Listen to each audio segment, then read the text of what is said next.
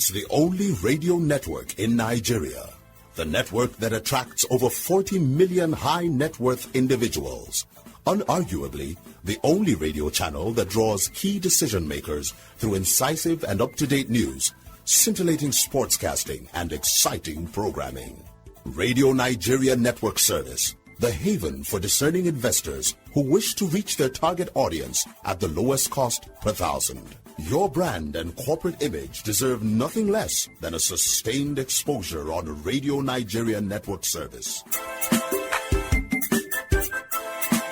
Try us today.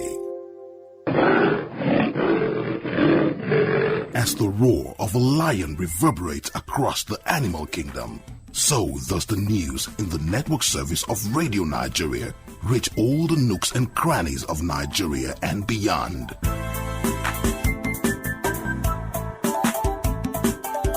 Radio Nigeria, the strength of a lion in every newscast. It's 8 o'clock.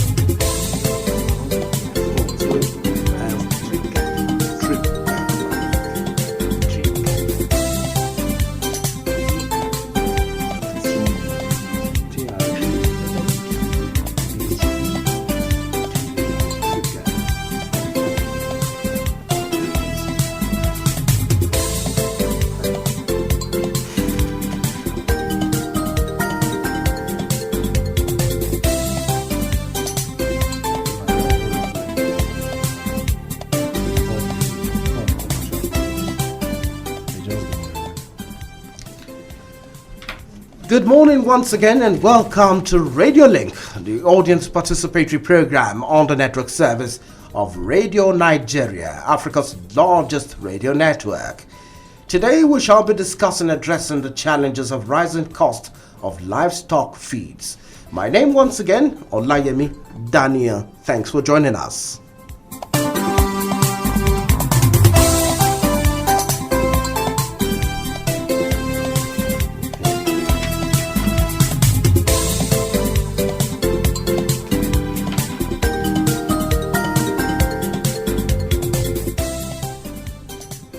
Now, livestock farming is simply the management and breeding of domestic, livestock or farm animals for the purpose of obtaining their meat and products, such as milk, eggs, leather, and so on.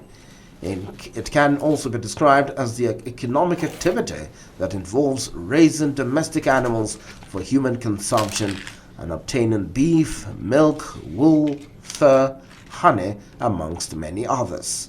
Livestock farming is one of the oldest economic activities of man. It guarantees food supply and other things such as hide, skin, bone, milk and other animal products without going to the forest to hunt. Livestock farming includes the breeding of cattle, sheep, pigs, goats, poultry, rabbits, snails, fishes, honeybees and so many more. It is also a vital activity in the development of humanity and continues to occupy a prominent place among the primary activities of the world economy. Furthermore, it can also serve as a hobby for some people while helping the country to generate foreign exchange earnings through the export of livestock products, which in turn strengthen the local currency value and indeed the nation's economy. In recent times, however, there are challenges in the livestock industry in the country.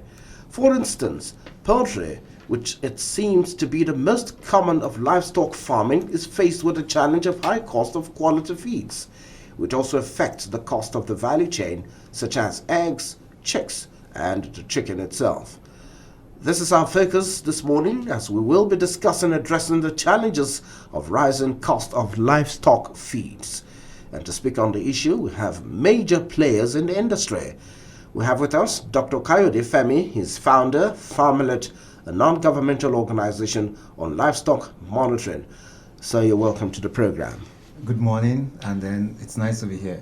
Just out of curiosity, are you a veterinary doctor? Yes, I am. Oh, no wonder. Now I understand why you're running such an NGO. All right. It's Thank just you. to make it clear to the public. Some might just assume now, why is this doctor pursuing livestock? Livestock. He should be in the hospital. No, not exactly. All right. 15 years now as a veterinary doctor. That's great. That's great. We're actually brothers because my father of blessed memory, was a veterinary doctor. Oh, nice. So that explains why I can connect with what you're doing. So nice to have you. We also have with us in the studio Dr. Tumisia Maimuna Manisa, Community Engagement Manager, Farmalert. Thank you so much for joining us. Thank you so much. Are you also? Yes, I'm a vet doctor. I'm surrounded by my people here. You're making me remember my late dad. So thank you so much for coming on the program. And we also have the last but not the least, farmer in the house, Mrs. Ruth Binta Shofolabo of Treadguard Farms. It's a pleasure to have you on the program. Thank you.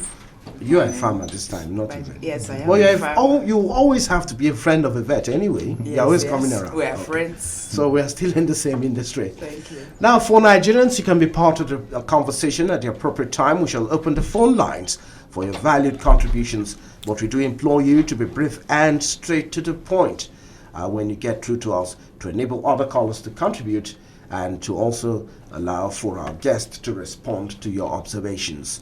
The line to call is 0705 149 3324. Once again, the line to call 0705 149 3324. You can also send us emails on frcncurrentaffairs@yahoo.com. Once again, you can send emails to frcncurrentaffairs@yahoo.com. While the phone line, once again, 0705 149 3324. Do remember, on this program, we take calls as they come. No preference is given to any caller or any personality. Thank you very much, as we hope you obey the simple rules here. So let's start with Dr. Femi now. Dr. Kadi Femi now. What is your general view of livestock farming in Nigeria? How will you assess that sector in our country, Nigeria? All right, so thank you so much, and then let me start with the normal cliche we do when we're having farmers training, that great farmers, they will say great nation. Great nation. And you know, while I was coming to the radio station, I thought about the cliche, and I felt like I hope we really believe that without farmers there won't be a nation. You know, if you've not eaten today, you will definitely eat today. So it's something you do. If you're 50 years old, it means that you've eaten. So the number of times you've eaten will be probably invariably be multiplied by 2 every day for the number of years you've stayed. So no one can survive without eating. In fact, we are alive today because they are farmers. And for us to really deep dive into this issue of livestock farming, we need to consider the well-being and then the welfare of the people who are producing this food. The national asset, livestock national asset, is over 30 trillion. So it's a big industry. And I think the sooner we start paying attention to the farmer who are sustaining us in Nigeria, I think the better we are as a nation. And for God's sake, nobody can really survive without these farmers being available. All right, okay. Let's hear from Dr. Manisa now. Your NGO, you're talking about community engagement. Yes. How does this relate to that sector? Okay, so basically, Farmalert is a social veterinary enterprise, and we engage with several stakeholders in the industry, from the veterinarians to the farmers to the consumers. So Farmalert basically is what we try to do is, like for my own role, we try to create a community where we were able to deliver cost-effective services, basically put a smile on everybody's face, especially the farmers who have invested a lot into this industry of ours. and also create a community of veterinarians who will deliver top-notch services to save these farmers and put a smile on their faces. So based on what Dr. Femi has said, the industry is worth trillions of naira. And at this point, there are a lot of loopholes as to why things are not connecting. You know, there's a disconnect between the veterinarians and the farmers based on so many factors.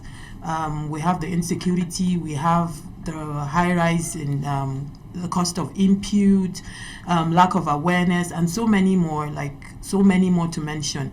So as Farmalert, we're trying to literally, stay alert, stay on top of the matter to help these farmers and to also deliver, services to help them, because it's all about sustainability and profitability for anything to survive, yeah?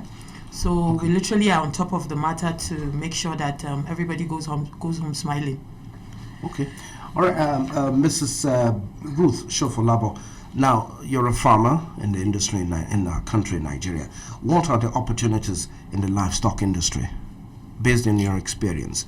How viable is this industry? Viability in the livestock farming is much, but we have challenges.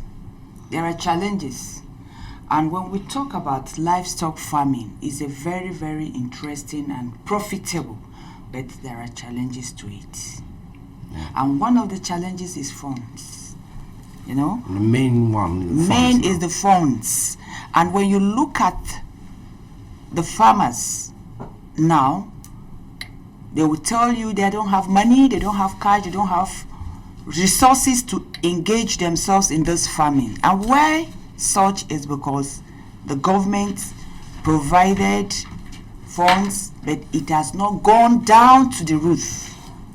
It has not gone down to the roots. And who are the roots? Which are mostly you find at the peasant farmers. If you are not educated, if you don't have anyone, you cannot have access to these funds. The central bank has released SME, but very, very few farmers were able to get. And so that is one of the challenges that is being faced in the farming industry or in the livestock industry. Okay. Now, let's say you're in your NGO now, you talked about mobilizing veterinary doctors to help farmers. Do you do this free of charge? How do you ensure that you actually help these farmers without putting them in a difficult situation? Okay, so we have several projects. We have several projects ongoing. So we have, for the veterinarians, first and foremost, we have a masterclass that is a masterclass on YouTube, which is free, bringing key players from the industry, to educate. Basically, it's open to everybody, but our major audience are the veterinarians. And there are also several projects and programs being organized for farmers to access soft loans, access quality veterinary services, access good quality drugs and vaccines, and we do all of this. The masterclass for the veterinarians is free of charge. You just come on board and gain quality knowledge and world standard information from key players in the industry, in the veterinary and agricultural industry, basically.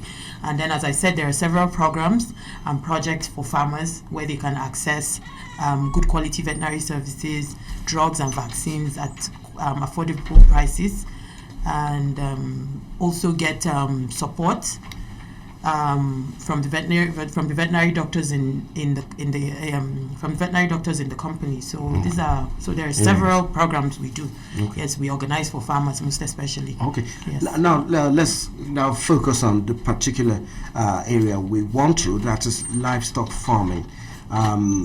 It seems to be the most common of all livestock. Now, can it be described as complex, Dr. Femi? All right, so before I discuss the issue of the complexity, maybe let me also emphasize on the opportunities and then some of the challenges we face in the livestock industry. Okay. right, the opportunities for livestock farming in Nigeria is tremendous.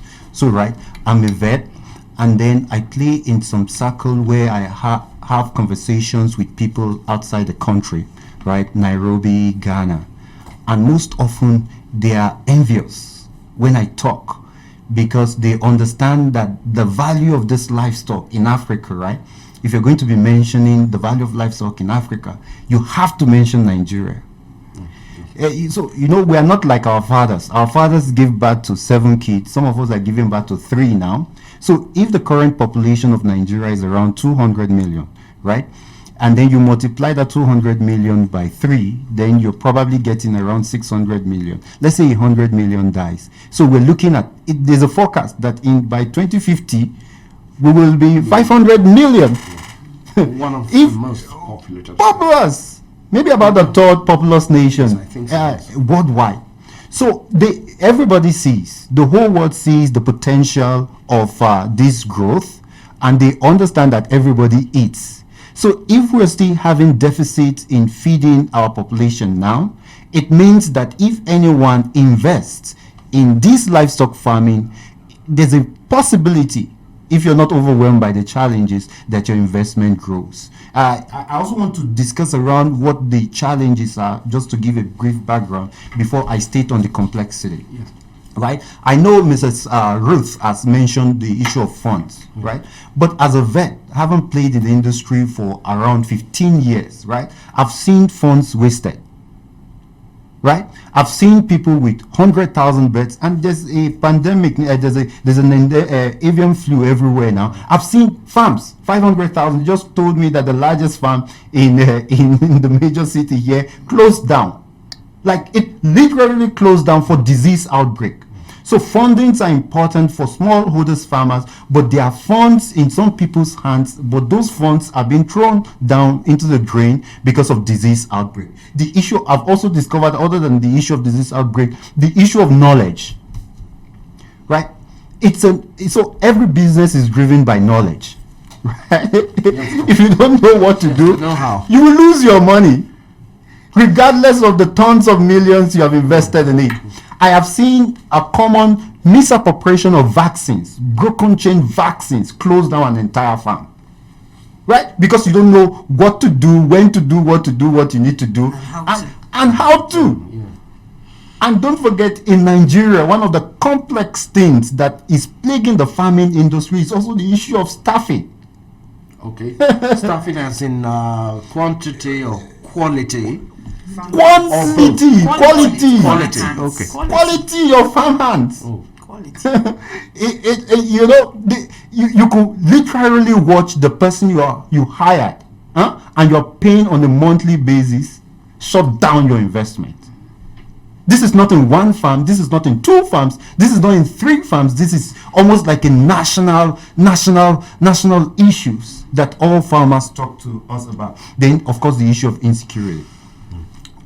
So, if we say insecurity, how do we apply that? In what way? Well, most of the farms are in hidden locations. Yeah. They are in hidden locations. You can't build a farm within the city. First of all, the farming within the city is really not convenient, especially if you want to go commercialize the business. So you have farms in hidden cities, and those hidden cities, you are not, of course, except if you're a politician or you're a well-to-do person, then you have the opportunity of moving with armaments around. Most farmers are just trying to make ends meet. So when you have a situation where they cannot confidently go to their farm, then you know that their level of investment in that kind of sector will also be reduced. Okay, so let's now narrow down to the complexity we're talking about for poultry farmers. How can this complexity be described? All right, so for instance, if you remember in the introduction, we talked a lot about the rising cost of livestock feed, poultry feed particularly. What is the reason for this, and how can it be managed? So maybe let's just go down to the details of the rising cost of the poultry feed, right? Why do we have the rising cost of poultry feed? It's simple. When I talk about the food system, right? I really don't talk about food. I'm talking about the process that produced the food. Everybody there's a stakeholder in the chain. So a farmer cannot exist on its own without consumers. Consumers cannot exist on their own without processors. Processors cannot exist on their own without the inputs coming from farmers.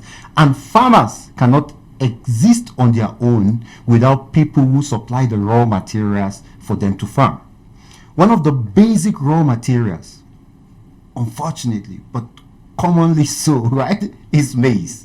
Sometimes I've thought over and over again, maybe we should have a substitute, because everybody leaves us maize, soya beans, right?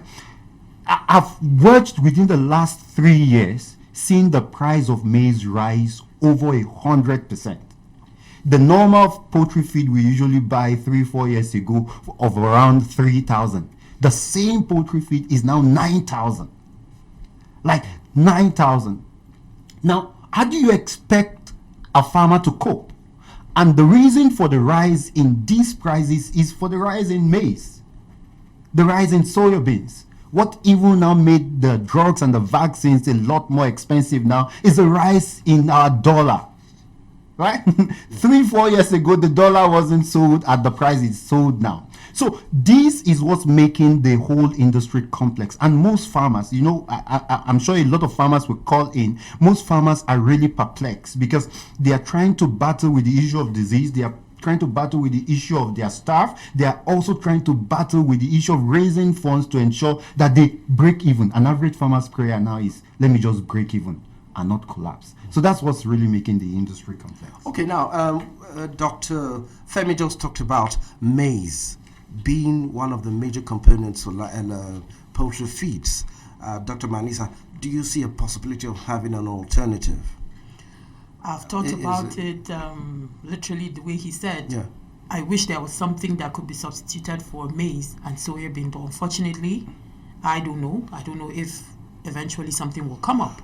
But then the insecurity is like a major player as to why this thing is on the rise. Because a lot of farmers, let's say down south, where they plant maize and soya bean and what have you not, is plagued with this issue of banditry and insecurity. So a lot of farmers don't even get to plant and even harvest their goods, you know. And then the competition for maize and soya bean is high because it's not just livestock that consume maize and soya bean. The human population do so. So there's a high competition. So for now, I don't know if there's an alternative for maize or soya bean, unfortunately. And if the price of maize doesn't go down, unfortunately, there is no way the cost of feed will go down. Now, you are the doctors in this industry, veterinary doctors. What level of cooperation do you have with the veterinary research facilities we have in places like VOM and Zaria? Are they looking at areas like this? Have you been able to get any fillers in that regard? Okay. Or maybe yes, Dr. Femi wants to say something. All right, so there are quite a lot of research going on, but what you need to consider is not just if they are substitutes, right? It's if they are commercially available. Because they are substitutes. But the industry is huge. There are over 200 million birds feeding in Nigeria. So you don't want to have a substitute that you use today and you can't use again. Fortunately for us, the Agri Research Council, the executive secretary is also a vet, Professor Shorobutu, right? So there are quite an ongoing research on it. But whether they are commercially available, that's a question we're yet to solve. Okay. Let's hear from Mrs. rather, forgive me, I'm really sorry for that. Mrs. Binta Shofalabo, you're a farmer. What is the implication of not having enough feeds for poultry? Implications? Yes, we want to hear from your experience. Well, we have so many in that area. For instance, I have layers. Sometimes in December, there was a serious break in feed supply down to Abuja here. The challenge we had was, after payment, you could not get. The next they were telling us it was raw materials. for us to have the feed, increase in the price. And at that time, your birds are already there. For us, some of us that were able to store beforehand, were able to beat up or to meet up the challenge. But what about those that could not meet up or could not? They have to substitute with other feeds. For instance, if you are used to animal care feeds, especially the layers or layer mash, and you demand for layer mash from animal care, and animal care could not supply you, what will you do? You will move to another feed. And don't forget, birds will not pick it immediately. You will have a drop in your production. Also, you can't just change the feed. No. You can't just change. Just like you see Eba, you say, okay, let me go for fufu. It's not. You will eat it, but you won't get the result. They will feed on it, but they won't get the result. There will be a drop in your production. Okay, and those are the challenges we're having. If the industry will stabilize in making sure that we have enough feeds down to the roof, to the glory of God. So does it mean that improvisation is not possible in when it comes to poultry farming? Can you improvise in some cases? You can improvise, but you will run into a loss. Okay. Why? Because for a layer, a bird that is laying, and you are used to feeding animal care gives you layer mash only. You don't have pelleted in layers. And you now go to sunseed that has pelleted or do not have mesh. What will you do? You just have to go to it, but you will have a drop in your production. That's serious. But you will substitute, but to get it balanced, it will take you a little time. But what about those 2-3 days that you will lose 1, 2, 3 crates of eggs from those that could not pick properly? Oh. So those are the challenges. I'm beginning to see the seriousness. Each time I eat an egg, that there's a lot of work going on. You see a lot of work, a lot of process going on before the egg comes. All right. So let's look at the value chain. How can the production of eggs be boosted apart from nutritious feeds? How about other aspects? Let's hear from you, Dr. Manisa. Okay. Can you take that again? That's when it comes to production of eggs, for instance, apart from nutritious feeds for the poultry, what other areas can one ensure that output is at its peak is high? Okay, majorly there are a lot of factors obviously that will lead to the production of these eggs, but most importantly, nutrition is key. Feeding the right quantity, the right quality at the right time. So at the end of the day, for layers, the major player, leading to the production of egg is basically feed. Like there is no alternative. Yes, you have to, because the layer feed is specially formulated with required nutrients. So that's why birds cannot be fed, especially commercial birds cannot be fed the same. When you're keeping broilers, their feed quality and nutritional value is different. That of the grower is different. So for layers, there is a specific nutritional requirement you need to meet before you can get your egg production. Okay. Yes. Now, Dr. Kayode, let's look at other things generated by poultry. For instance, we know you have to manage droppings, feather, giblets. Can these waste be utilized for other purposes in the poultry? All right, so of course the clear answer is yes, right? But before I tell you why it is yes, is for you to know that for every industry, right, I've mentioned this, is knowledge driven. And one of the key things I've also understood with knowledge is that it can be improved. Okay. The same way we were farming 10 years ago, 20 years ago, has largely not changed. So I still go to farms, I see people pack manure in bags and wait for the northerners to come pick it up for their farming, right? Yeah. This manure can do so much other than just the tactical manure we use for our farms. It can generate energy. It can even be used to breed maggots, which are needed as well. Maggots can be used to feed protein. fish. Maggot can also be processed to use as a source of protein for birds. Oh, I see. So I think there needs to be, like, you mentioned value chain, and I'm itching to talk about that, Yes, right? of course. Because we need to close the gaps. We are all isolated in the industry. And you see, that's one of the key concepts Farmalert wants to really answer. Because as an isolated entity, you can die quickly. If you're a farmer, you can see, in the industry, I've witnessed for the last 3-4 months, the feed millers just wake up early in the morning and send you a text that the feed price has increased. Has changed. Telling you. The farmer literally don't have a say on it. How come? Because it's the industry is not regulated. So we have policies, we have things on paper. We don't have them work in actual reality. Take even, for instance, the issue of smuggling of chickens. Right? I stay in Lagos, and one of the key things broiler farmers are crying after is unfortunately, the banned frozen chicken, which is still being smuggled. In fact, one of the things that is affecting the price, that's making the average broiler farmer to break even, is the volume and quantity of imported frozen chicken that is still coming into this country. So we have weak regulation. The industry is not regulated. And that's why I'm hoping that meetings like this or programs like this could draw the attention of the government. Because we're on the field. We know what's happening. We know what we hear on air. We know what we see in TV. We know what the government announced. But we also have an idea, or a very strong idea, of what's happening on the field.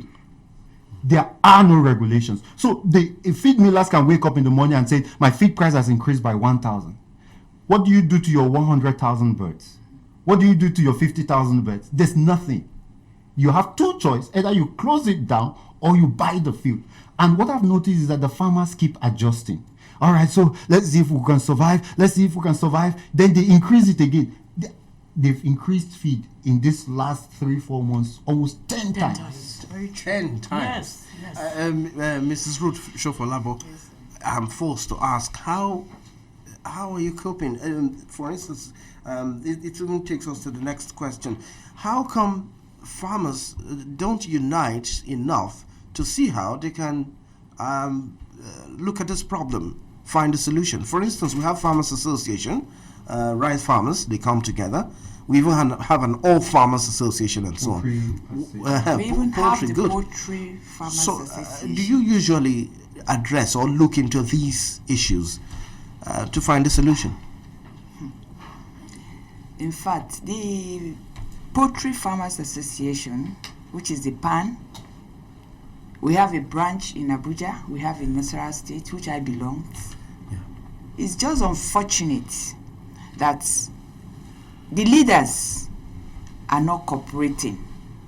And what do I mean by cooperating? You find out that most of them have big farms, and those of us that have smaller farms, we are crawling to catch up. When the price of feed comes up, increased, most of them mill their feeds, get concentrates, mill their feeds. Most of them are retirees, which are government workers that they have already stored their money. Some of them have already gotten access to the funds that were given. But what about those of us that are still looking for the funds to get? So when the feed price comes up, what do? We just have to manage a little. And that is why Dr. Femi was saying it, that to break even is what I will call it subsistence farmers, that are doing just to make it up. Because, for instance, today is Saturday. Saturday, yes. This week alone, I showed him, there was 2 times increase. In price. Just within This time from Monday to today. To today. There is 2 times increase in feeds already. Animal care, sunseed, hybrid, name them. And the increase is not in 15 naira, in little but in amounts. 100 or 200 naira. Then how much will you now start selling? And when you cost the price of your products, either layers, broilers, eggs, you see, I will not be able to buy. How much are we selling eggs? Today, they will tell you that farm gate is 1,600. Today, farm gate is 1,600. Sorry, as for last month, with the previous price increase, but with the new price that came up yesterday and today, how much will the eggs go for? But does it apply for every brand of feeds, cutting across all of them? For instance, in rice, you have some brands that are more expensive than others. Yes. Some will say they want mama rice, some will say they want tomato rice. Yes, we have brands in feeds. Does it just cut across all the brands when it comes to increasing price for poultry feeds? Yes. The moment A, and let me not mention it, A increases its own price, B does the same. Yes. That means they seem to be united. They are. But the farmers, unfortunately, aren't. The farmers, which are the farmers, and the poultry farmers, are not cooperating. Okay, let me give myself for instance. One, I have my own farm. I run my poultry farm. I said, okay, because I cost my feeds, this is how much I cost to produce a crate of eggs, and I target to sell at this amount. But someone that just want to make his own money, please let me just get this money. I don't care whether I make it or I don't. I will sell my eggs for 1,300 just to dispose and get feed. And most of the challenges farmers have is the feeding. Now, feed has increased. I cannot go further. What will I do? To close, let me sell these eggs at this lower price just to get this money to feed them. Birds can't eat gari. They cannot eat rice. Because they can't give you the eggs that you are looking for. If you feed them well. What will you do? You sell at that lower price and get your money. At the end of the day, you dispose and close down. Those are the challenges. That's serious. We don't want farmers closing down. Then who feeds us? That's a serious problem. Okay, it's now time for us to hear from Nigerians. The phone line is now open. The line to call, once again, 0705 149 3324. 0705 149 3324. Yes, we have a first caller. Good morning. Your name, location, and go ahead. Good morning, Mr. Good morning, our guest in the studio. Yes, good morning. Good morning. I am Comrade Master Patrick Okoro Craft. I'm calling from Blue Village, Atarin, Article, Abia State. Good morning, our guest. I wish to call on our farmers as a matter of urgency. Start organizing your own security network and pay them to be securing your farms, not waiting for government security network, because they are not enough to cover all farmlands. Every day we continue complaining of no security in the bush to secure farmers. Let's use this approach, because food security is paramount important in any society or country. On fertilizers, farmers should know that compost manure is the best instead of waiting for fertilizer that will not come when needed. Nigerian government should establish 6 fertilizer plants to cover these 6 geographical zones. This will help solve the problem of fertilizer. And farmers need soft loans to migrate, where everything now in the whole world is digital.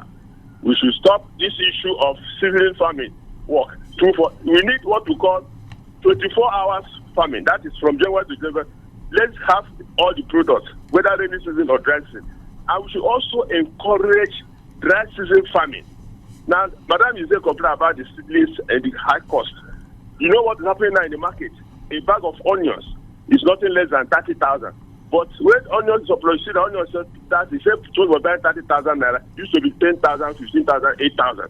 What do we do? That is to say, this issue of seasoning issue 247, that is the farming sugar. Now, my question to our guests in the studio: the seedlings we have in Nigeria, there are some. Before you start using them now, you see that they have started. It's no longer useful. You don't produce anything, and there are some that have high production. That's what I'm saying. That when you plant them, before you know what's happening, you have good fruits. What do we do? Because if you go to Israel, if you bring their apple, it's different from Nigerian brand. Can't we bring such things into the Nigerian system so that we have surplus? Look at apples. The apple just go to South Africa here, and we have enough land, of acres of land that can help us produce those things instead of importing. Okay, we'll need it to round up now. All the people are talking are just traps, because there are a lot of things to do in this country, and you get yourself to stop all these vices of criminality in Nigeria. Right. So our people should try as well. Mentor the young ones so that they will know exactly. The ones that know this thing, that they just like tomato is young, they just see that keep before it does that, they say that person is late. Right. And that knowledge dies off, which is not healthy. Ukrafo Patrick is my name from Atari, Aruchuku, Abia State. Good morning, my brother and my sister. Good morning to you. Thank you so much. Yes, let's take more calls, then we respond later on. Hello? Yes, your name, location, and go ahead. Hello? Morning, Olayemi. Yes, good morning, sir. Yeah, my name is Withdrawal Ibrahim. Yes, go ahead. I'm calling from Abuja. Good morning, the guests in the studio. Good morning. Good morning, sir. Yeah, the importance of livestock for human development cannot be overemphasized. And it is quite disturbing that dairy products and livestock generally are still being imported into the country, despite the ban by the CBN. For instance, milk is a very high essential for human nutrition. It is said that per capita in Nigeria, about 8 liters of milk is consumed by an individual on a yearly basis, whereas the World Health Organization recommendation is about 210 liters. Yet, we have a lot of cattle roaming without good yield. And the farmers' header clashes. I think the way to go to stop this importation from Netherlands and other countries is to educate these livestock farmers on what they stand to gain if they follow the new way of breeding livestock to increase the milk production, and of course for government to provide the enabling environment to grow the industry so that we can produce these things locally. We can use one stone to kill two birds, increasing our productivity in the livestock industry, and at the same time creating harmonious situation between farmers and herders. That's my contribution. Thank you. Thank you very much, Israel Ibrahim. Hello? Hello? Okay, while we wait for that call, let's take this message. Okay, yes, we have a call on the line. Hello? Good morning. Yes, good morning, sir. My name is Chief Jude Ubaja. I'm calling from Imo State. Yes, go ahead. Yes. I want to enjoin the federal government to declare a state of emergency on our livestock sector and create a special ministry, for livestock affairs in the country, with special budgetary allocation, while appointing an expert in livestock production as a minister, who should, as a matter of fact, encourage experts in the universities, agricultural research institutes, and others to research extensively to produce livestock feed locally, produce animals with high meat, milk, high and skin yielding variety, that would actually serve as raw materials to produce processed meat, dairy products, leather products, and others in abundance by their industries to increase their value chain for domestic and export purposes. And they do their cost to Nigerians, since maybe essential amino acid that is necessary for the production of a protein chain in the body is gotten from meat products alone.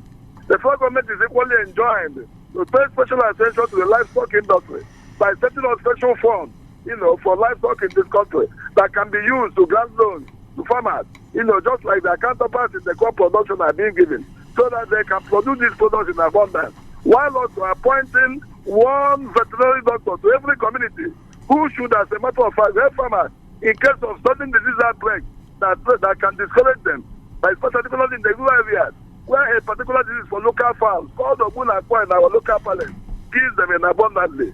Finally, I advocate for emphasis to be placed on the production of fishery, piggery, bees farming for the production of honey that is not prominent in our society. All right, thank you. That Nigerians, especially the youth, can use them to earn a living and fend for themselves and reduce insecurity in the country. Thank you very much. God bless you. Thank you, Chief Jude Buaja. Hello? Hello? We still can take more calls. Hello? Yes, your name, location, and go ahead. Good morning. Yes, good morning, sir. Good morning. Yes, good morning. We can hear you. Go ahead. Chief Fidel Onyemeke, and I'm calling from Owerri in Imo State. I want to say that rural farmers on livestock are not being given adequate attention. Most of them don't have the modern techniques and even input to rear and handle their animals and livestock. Secondly, even the latest in drugs, they don't have access to them. They don't also have money to procure some of these things to make the animals look very healthy.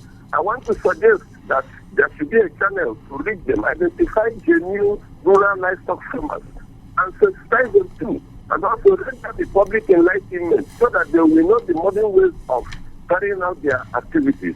Above all, it is necessary for all the states to establish ministries of livestock, instead of lumping everything in the Ministry of Agriculture, so that livestock will be given a special attention for the development of this country called Nigeria. Thank you and God bless you. I'm Fidel Onyeneke. All right, thank you. Let's take this message as well, then we hear a reaction to our contributors. This is from Dr. Senan Antiev here in Abuja. He says, farmers who are involved with making their own feeds have a habit of reducing the nutrients in the feeds to save cost. We want to say categorically that the nutrient requirement of your animals does not change. So stop reducing maize and soya beans and adding more offals and other fibers. This will only reduce your output. It won't in any way increase your profit. Also, never compromise on your vitamins and mineral premix. These are the lubricants of your bird's system. This is from Dr. Senan Antiev. You want to say something about this last message before we come back to our other guests? That is Mrs. Shofalabo. Yes. When we talk about milling your own feed or compounding your own feed by individual farmers, actually you are really reducing the nutrients. For instance, you are buying maize. Most of this maize you are buying, how is their potency? What is their viability? When you test this maize, were they added with a chemical for preservation? And some of this preservation that are used in this maize affects the birds. So if you don't have all these necessary equipment that will test viability, test chemical composition in that maize or any products that you are going to use in milling your food, at the end of the day, you find out that your birds will be lacking some nutrients or will be infected. And therefore, I don't buy the idea of me milling. And that is why you see we just have to continue with the feed millers, buying from the feed millers. So those are the things that most of, except you have your equipment. For you to have the equipment, it means you have a standard factory to enable you to produce your meal or your feed. Wow. Okay, Dr. Manisa, you've heard the callers, the contributors this morning. Do you want to react to a few things that have been said? Yes, it's really heartbreaking, to hear all of these complaints and to know that there is so much that can be done to mitigate all of these issues. But then you keep asking yourself, what exactly is the problem? And the answer is just that we just need genuine leadership. All of these things are possible with so much, given into this particular industry with the soft loans from CBN and BOI and BOA. You just hear millions and billions of naira flying, and then you ask yourself, where exactly are they going into? So I'm actually, the whole thing, like you could feel the pain, in their voices. So I just call on the government and our leaders in the right position and industry, to act accordingly to save this dying industry. Because at this point, things are not really looking good. All right, Dr. Akadefemi, in view of what has been said, a dying industry also means, especially for a doctor, means it's an emergency. Yes. Callers have talked about declaring a state of emergency in that sector.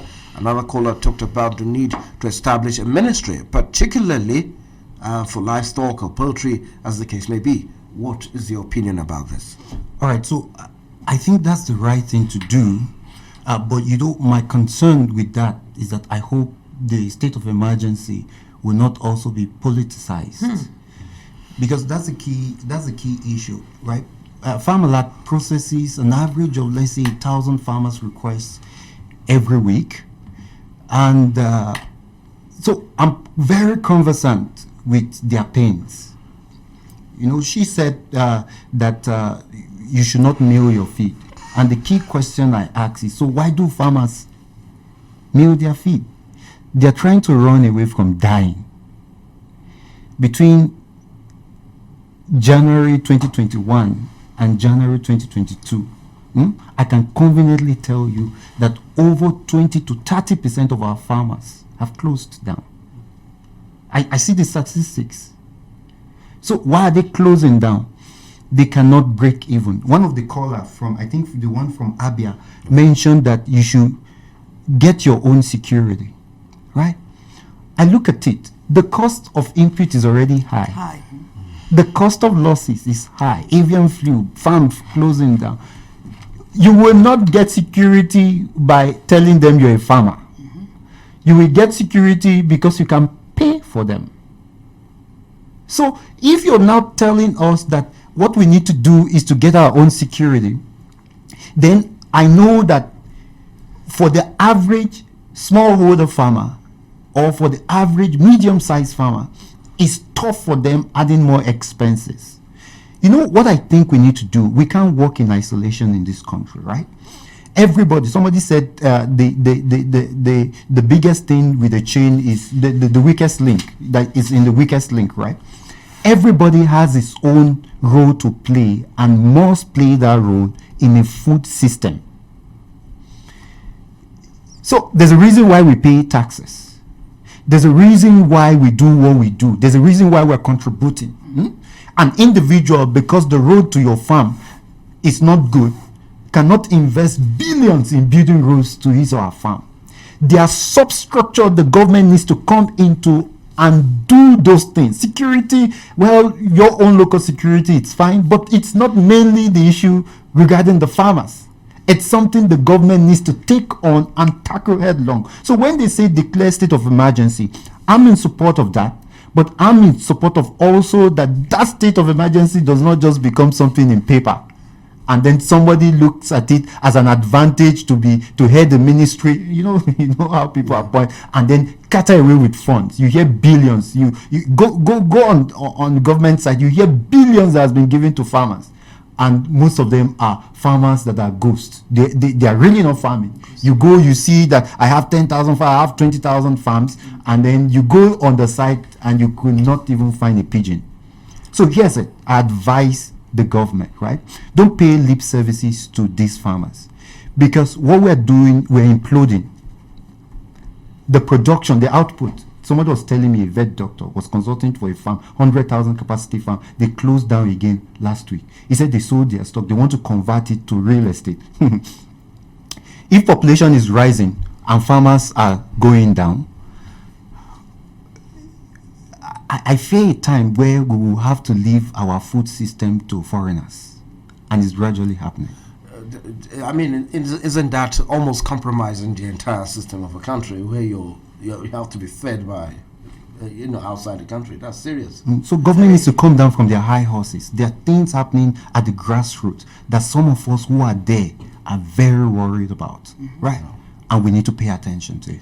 All right, now, I want to place myself in the shoes of a farmer. I'm having challenges buying feeds. They're too expensive, or the ones I buy are not enough for my stock and so on. But when it comes to humans, especially now that I have veterinary doctors in the house, sometimes humans take performing enhancement drugs that helps a person to perform better physically. For instance, if you take more vitamins or you take certain medication, it could help you run faster and so on. Can this apply for poultry? Yeah, for poultry, that is why the feed is compounded. That was when one of the Doctor Who sent a message. There are premixes and vitamins that are formulated specially for different breeds of birds. So there is really no need for you to go extra while you're using your commercial feed. Everything has been made available, mixed. Yeah, it's a compounded feed. Yeah. All you have to do is feed them the right quality, the right quantity, at the right time, at the right place. That's all you need to do. So to be after so there was a point where people were using antibiotics as growth promoters and what have you not, and it has also cost. It was a recipe for disaster. It is a recipe for disaster because at this point we're faced with challenges such as the antimicrobial resistance we're battling now because of the abuse, the misuse, and underuse of antibiotics as growth promoters. So once you go for your commercially compounded feed, you don't need any other, enhancers. Yes. Now, how do we tackle the challenge of having some of these programs and policies by several administrations in Nigeria to tackle this problem? We have political farmers, like you just mentioned. The moment government comes with policy, you have so many people lining up to say we are farmers, we have this, we have that, and so on. How can a government ensure that the right persons come to enjoy these incentives? So in Nigeria, right? So that's why they say political will, right? Yeah. They know what to do. Do you take them by the hand and say, show me your farm for No. So they know what to do. I've been part of meetings, right? And then by the virtue of also being part of the Veterinary Council of Nigeria, I'm in the board. So I have like this rare privilege of being part of sometimes government organized meetings. And the last one I was part of, they were discussing how to help the average farmer. And all the stakeholders that was in the room making that conversation were government workers. So when it was time for me to make a comment, I said, bulk of the data you need to make this decision that you're going to spend billions of naira to execute, 80 to 90% of the data, the person to give you the data is not in this meeting. So already a farmer won't lie to me. Why will a farmer tell me he has 5,000 birds? If he tells me he has 5,000 birds and he needs feed, right? Yeah. I'm going to give him feed that can take care of 5,000 birds. So if he has one, he's going to spend his money on procuring 5,000 birds. He will not do that. A farmer will not. You can't lie to your doctor. You can sometimes, and pardon me, sometimes you can lie to your wife, right? Sometimes you can lie to people that are close to you, but you can't lie to your doctor. You will not hide from somebody who will bury you, right? That's a typical way of putting it. A farmer would not lie to the doctors or the community animal health workers. They come in desperate. Sometimes you even get tired of picking their calls. You go to once a government announces an intervention, right? You will see farmers, you will see people you see mass questions. And you will even see people who are, well, in quote, don't need money, also apply. So if we say in quote, don't need money, they are already politicians who already are wealthy, and they will still put in their sons, put in their dollars. So I tell government, they know what to do anyway. So my own advice is, if you know what to do, I think we should get on and start doing them, because 10, 20 years, right, we'll start importing food from China. Or we will have, and by the way, they're already having their factories. One of the leading food manufacturer now is not, most of them, 50% of the leading food manufacturers in Nigeria, they're not owned by Nigerians. So we are gradually moving to that point where almost all our dependence on what we eat will be handled by foreigners, and I hope that doesn't happen. Do you want to add something, Dr. Manisa? Yes, Dr. Femi has said everything, and the bottom line is, at the end of the day, it's just the political will. You want to take decisions, and the group of people. You need to make, like in Nigeria, we need to start making informed decisions. Not just to go and put together a group of people without data, and then you want to intervene in a particular sector where you literally know nothing about. You need to address, and I feel, I think they call it bureaucracy, right? Yes. It's a major problem in this country. Yes. Before the actual fund gets to the people, it literally has been cut more than half, and then so I implore the government, they know what to do, as Dr. Femi said, they know. It's just the lack of political will. And unfortunately, I don't see any miracle happening anytime soon, except the people in the right place do the right thing. It's a wake-up call, like it's an emergency. It's really, like for me now as a veterinarian, there are a lot of farmers who call you and are willing to pay you a lot of money to go and, check. I won't go because, whatever you're paying me will definitely not be enough to pay ransom to get my life back. So I don't go. So you can imagine all of these gaps. Farmers come, they tell you 30,000, 40,000 birds. Doctor, please, I want you to go to my farm, pay for. I can't go. The danger involved. Okay, let's hear from Mrs. Shofalabo. Though you have a minute, we're about to go on a break. What I want to say is, if you remember, you said your father was a veterinary doctor. Yes. At that time, or during that time. Yes. Do you know about extension worker? No, I didn't know much, but I heard about it now that I'm much older. In the rural areas that this farming is being carried on, who visited them? When I was growing up, it was the extension worker that gingered me to go into agri or go into agri.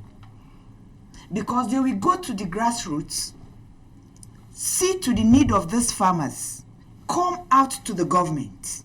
But today, extension workers are not there. Extension workers are not there. These are the channels that the doctors here are talking about to reach out to the government. If an extension worker move down to the rural area, to the grassroots, pick the data, bring it out to the state government, to the local government, to the state government, then to the federal. And that is why you go to areas, you find out farmers are farms are operating without data. FCT, you should ask, what is your data on poultry farmers alone? There is no data because there is no extension worker to go. Everybody is in the office. That's a serious problem. That is the problem, that is the challenge. Okay. So how we employ the government of FCT to engage extension workers to help farmers to improve in their production. Okay. All right, we'll still talk more about this. If you just joined us, the program is Radio Link, coming to you live on the network service of Radio Nigeria. Today, we're looking at addressing the challenges of the rising cost of livestock feeds. Our guests are Dr. Kayode Femi, founder, Farmalert, a non-governmental organization on livestock monitoring. We also have Dr. Tumsia Maimuna Manisa, Community Engagement Manager, Farmalert as well, and Mrs. Ruth Binta Shofolabo of Trapgut Farms, a farmer. If we come back, we'll look at other issues. We'll be talking about implications of zoonotic diseases on poultry output and what are other countries doing and getting it right. Stay with us. We'll be right back. Radio Nigeria, uplifting the people and uniting the nation.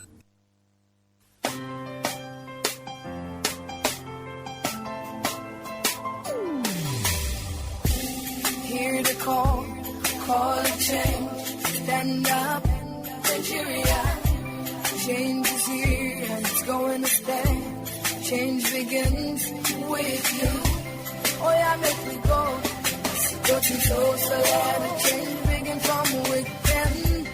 Look at you, oh the ruler. Change begins with you and me.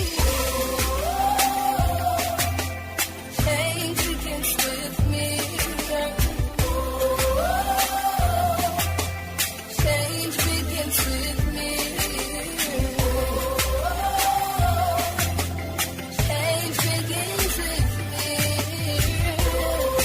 This message was brought to you by the National Orientation Agency in conjunction with the Federal Ministry of Information and Culture. Countryman, to just spread to the way no correct at all. Make you for take one job person. Now danger to the peace and security of our country, Niger. Make person open mouth to the talk waiting no see. Or they shall say not true. Now serious wahala for democracy that. Because now they make people they hate themselves even more. Cause fight and serious we get between one community and another. Therefore, now our duty, all of us, to join hand and make sure say we stop to the spread fake news. Make sure say you check where the news they come from or who they bring the news come. Make we say no to fake news. This message now from the Federal Ministry of Information.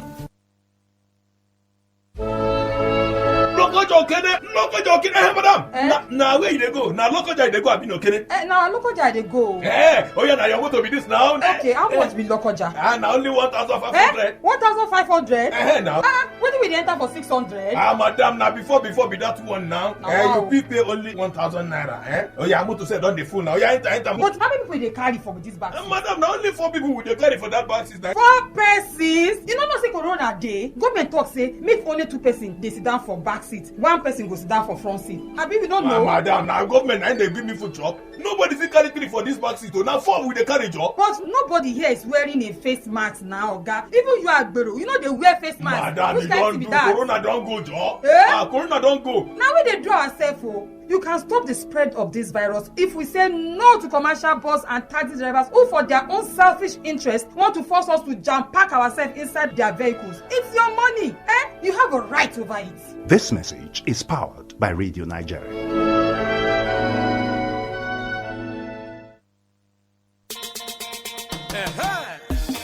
Oh yeah, with our own hands. So, we go change Nigeria. Hey, that's so. And respect to ourselves. It begins with me. Nigeria for better change, yo. Let's go. Even there for school, yeah. Change begins with me. Anywhere you do work, change begins with me. Wherever you dream, my people. Change begins with me. And whoever you be,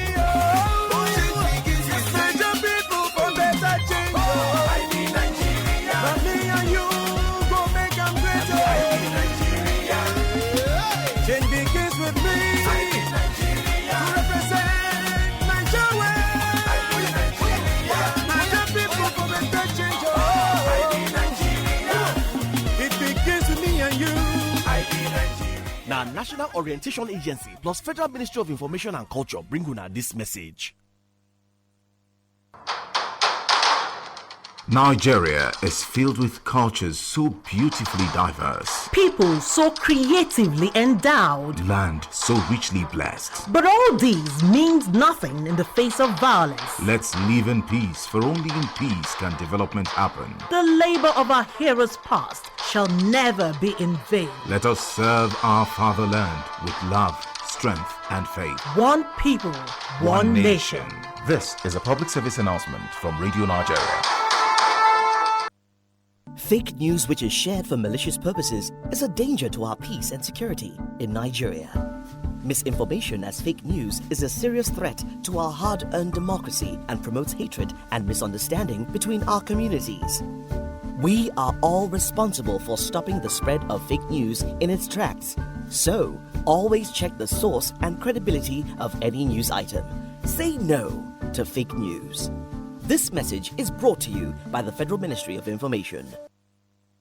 Let's have some peace. Nigerians are peace-loving and hard-working people. And countries only develop and grow when there is peace and stability. There are different kinds of problems in every society, and so in every country. If there are problems here, Nigeria is not an exception. There is no society, no country where violence and public disorder has solved that problem. No matter the problem, no matter the issue. Let us sit down like brothers and sisters. Use dialogue to resolve the problems. Remember, you have to give account of every action you take, if not here on earth, then before your creator. Please let us work together for a peaceful Nigeria. Let us work together. Nigeria will be great. Radio Nigeria, uplifting the people and uniting the nation. Good morning once again. The program is Radio Link, coming to you live on the network service of Radio Nigeria. Today our topic is addressing the challenges of the rising cost of livestock feeds. Like we said before the break, our guests are Dr. Kayode Femi of the Farmalert, a non-governmental organization on livestock monitoring. We also have Dr. Tumsia Memuna Manisa, a community engagement manager, also from Farmalert, and a farmer, Mrs. Ruth Minta Shofolapo, who runs a farm here in the FCT. So they've looked into so many issues. Before we went on a break, we talked about the issue of zoonotic diseases on poultry output. We first heard of avian influenza back in the early 2000s. We're also hearing that there's a possibility of a comeback. If not, there is already. So, Dr. Femi, what do you think? Are we doing enough to ensure that we do not have a repeat of the losses farmers suffered back then in the early 2000s? All right. So first of all, is to tell you that there's no possibility it's here. Okay. It's AI is already ravaging farms in major cities. Okay, it's not a matter of possibility. It's No, here no, already. it's here already. It's already on ground. So we now have farmers who have to slaughter their birds, or No, who have slaughtered their birds, have closed down their farms. So they don't have to. We have major farms closing down. Now as we speak. And we have more to come, because AI too moves in the air. So if you are around a farm that has closed down, you see, You're already at risk. you're at high risk. So that's what's panicking the industry now, because of course their investments are not safe. And don't forget, some of these people collected loans. So there's a panic now in the industry of what to do and how to just successfully even just save your investment. So AI is here. Now, from what we've said, AI has been here from what we've seen at least over 15 years now, and I know that there must have been a lot of research on how to find cure or to manage it better. Have we made any breakthrough in this area? Okay, Dr. Manisa. So avian influenza is a reportable disease, and we have several. There are carriers of avian influenza. Wild birds, migratory birds. Birds moving from one, like seasonally moving. So they're major carriers of, like, they're natural reservoirs of this virus. It doesn't really do much. It doesn't do anything to them, rather. But when it affects, domesticated birds, it's fatal, and drop in production and what have you not. So in countries where things like this happen, there is something called disease monitoring and surveillance. Okay.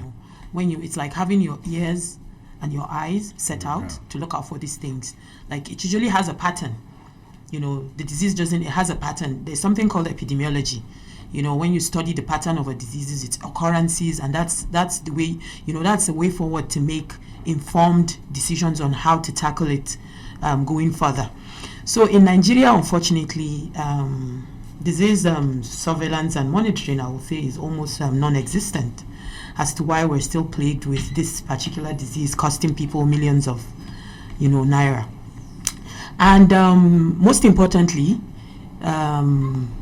my dear farmers, there's something called biosecurity, literally stopping any physical, chemical, or biological, let me call it, intruder into your farm, like protecting your farm against, I'm trying to be as lay as possible, yes. Protect all of these things from coming into your farm. Presently, that's the only way, you can stop avian influenza. There are other diseases, other than avian influenza, that are causing a havoc in the industry. So we've trained farmers, but some farmers will tell you the cost of implementing biosecurity is expensive. But what they fail to understand is, when there is nothing, it's what do you call it, all or none. The way it works. Yes, it's all or none. They can list out all of the biosecurity measures you need to implement and put in place, and then you decide to say, okay, I'm just going to, they list out 10 and you want to implement just 8. Trust me, that 2 you're leaving out is going to nullify the 8 you've implemented. Yes, so basically at this moment is biosecurity, as Dr. Femi said, farmers, personnel moving from this farm to another farm because, this farm has closed down, and then farms that have been plagued with it obviously are not the World Health, the OIE standard is to literally depopulate, the farm. But no, Nigeria, they just sell the birds and then the birds are moved from one place, buying birds from the north to the east, and so it just keeps spreading. There are vaccines for avian influenza, but I don't know the present situation. It's at this point it's not permitted in Nigeria to vaccinate your birds against avian influenza, because that was how it got into the country in the first place. Oh, I see. Yes, through vaccines. Yes, wow. That was how it got into the country in the first place. So I don't know if the ban has been lifted or not, but I doubt if it has been lifted. So the way forward is biosecurity, as instituting tight, strict biosecurity on your farm. Okay, Mrs. Ruth Shofolabo, like we mentioned earlier, we've first heard of avian influenza back then in the early 2000s. Now we say it's here again. Farmers are beginning to lose their stock. How have you been able to manage to keep yours going? Well, is there something you're doing differently? Yes, the biosecurity is very, very important. What we do in my own farm is I secure this biosecurity intensively. Okay. And what do I mean by intensively? Since the beginning of this outbreak, we heard about it in Abuja. What I do, I use Vioxx and Polydine to spray around the atmosphere? farm. Yes, just the atmosphere, and you spray the birds. You spray the nets, you spray the birds themselves, mostly at night, because most of the time, the wind blows mostly at the night, at the cool of the night.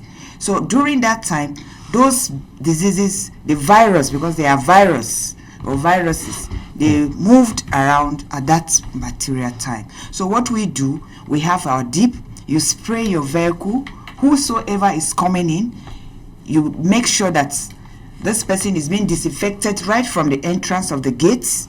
You wash your hands, you dip your legs. If you are moving with your vehicle, you dip your car. There is a dip.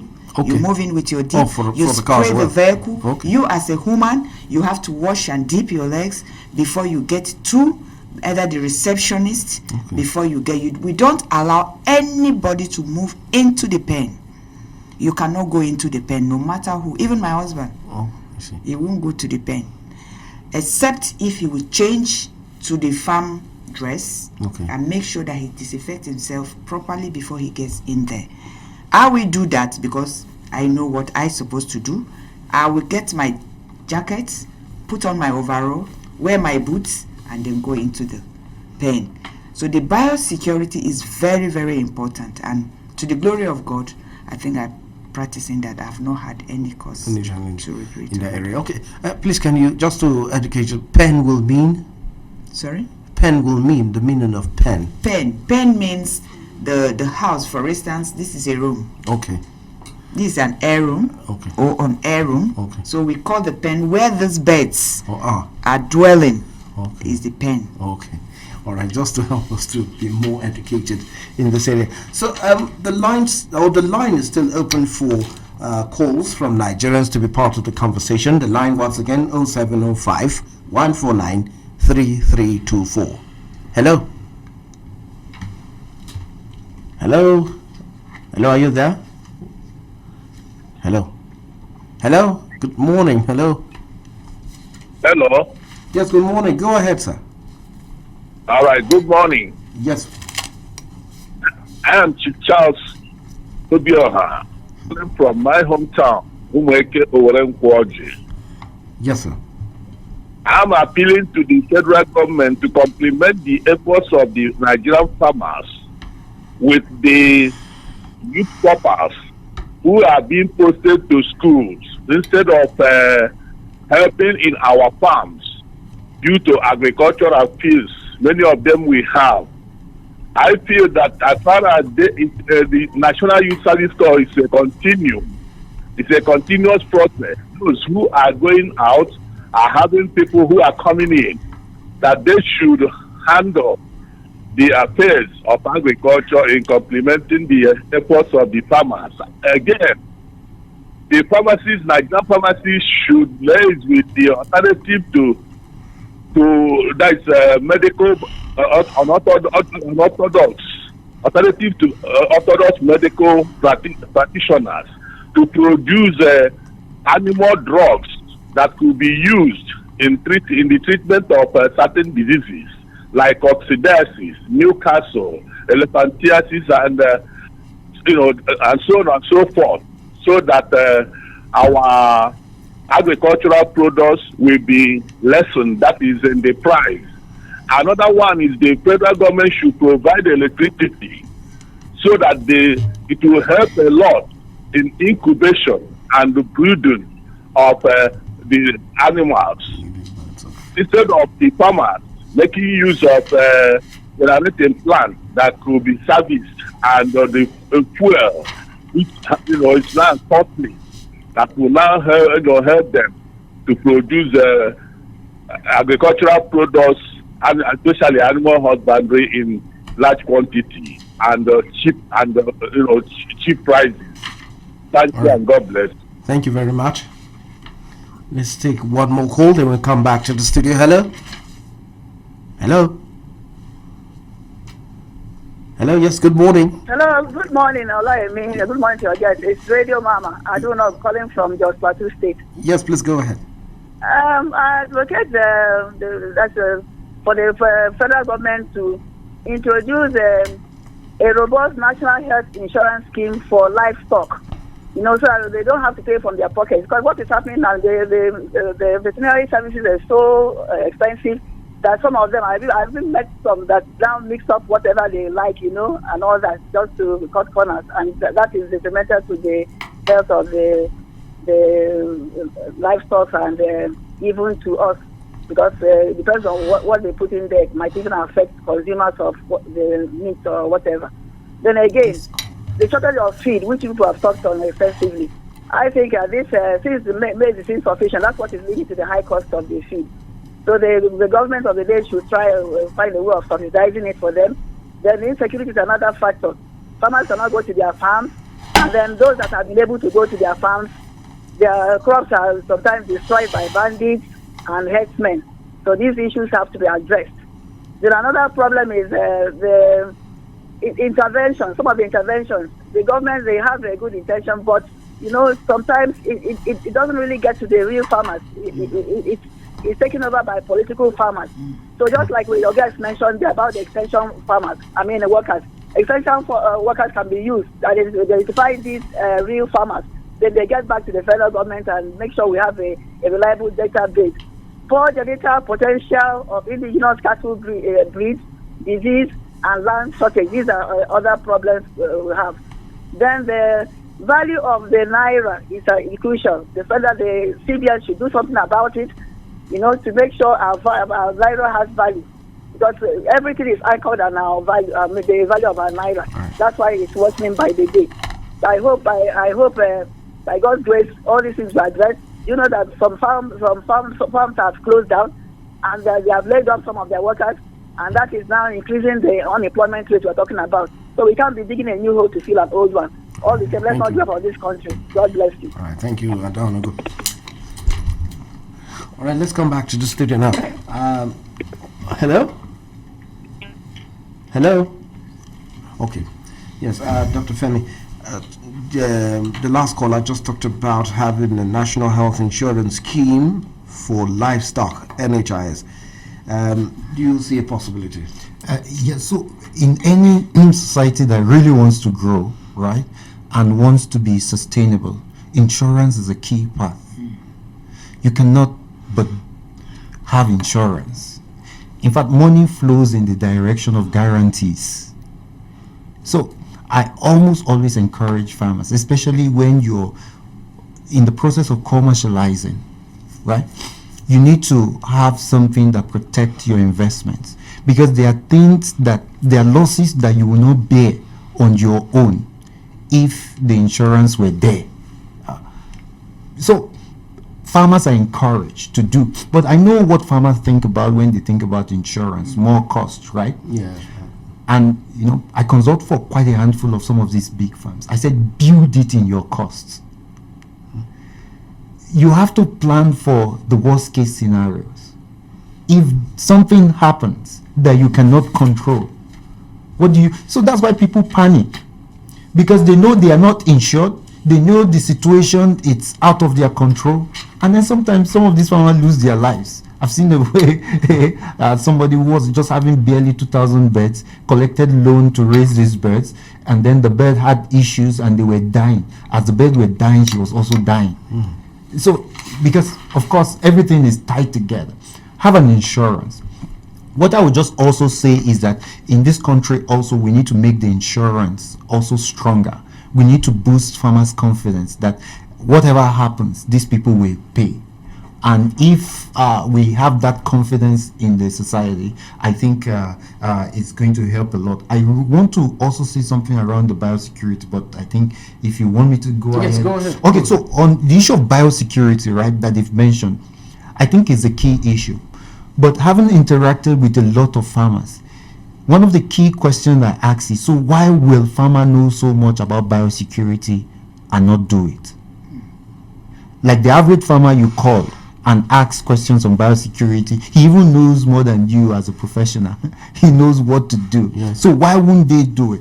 You know, one of the top, like the big men in the industry, went to Brazil, and immediately they knew he was from Nigeria. They didn't allow him access to not the city that has the birds, not the gate of the farm. They didn't allow him into the city that has the birds. Why? Because again, Newcastle is endemic, right? Like everybody expect Newcastle. The sales of vaccines for Newcastle is like a booming industry in Nigeria. You expect your bird to come down with Newcastle. You don't. It's not an option. It's there. It's everywhere, right? So they've been able to tackle their situation, and once they know that you're coming from a nation that has this endemicity, they will not allow you.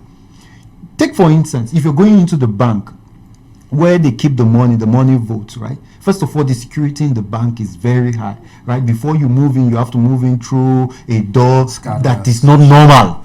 Yes, you have to pass through things that are not normal. Before you even get to where the money is, you have to do a lot of things to get to that place. And when you get there, you have to have the key, you have to have the permission, right?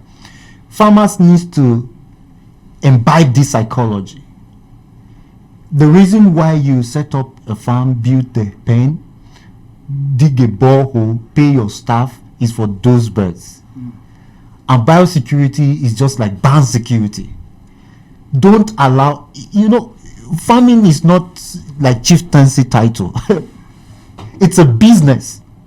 You can't allow anybody come into your farm because you want to show off. Even I heard somebody say that that they will not even allow their brother coming. Your brother is as much of a threat as any other person. And one of the things that really plague this industry again are middlemen. They carry the same crate from one farm to another to buy eggs in the name of helping the farmer buy eggs. I think the middlemen, right, that go farm to farm to buy egg, exchanging crates, the same cloth. I've seen, and this is a real life experience. I had somebody who was working on a farmhand that closed down. The next thing, a farmer called me a few months down the line and said his birds are having the same issue, right? When I got to the farm, I met the same person that worked in the last farm that closed down with the same cloth. Staffs are major carriers of disease. Middlemen are major carriers of disease, and you have to protect your farm like it's money in there, because it's actually money. Yes, it is.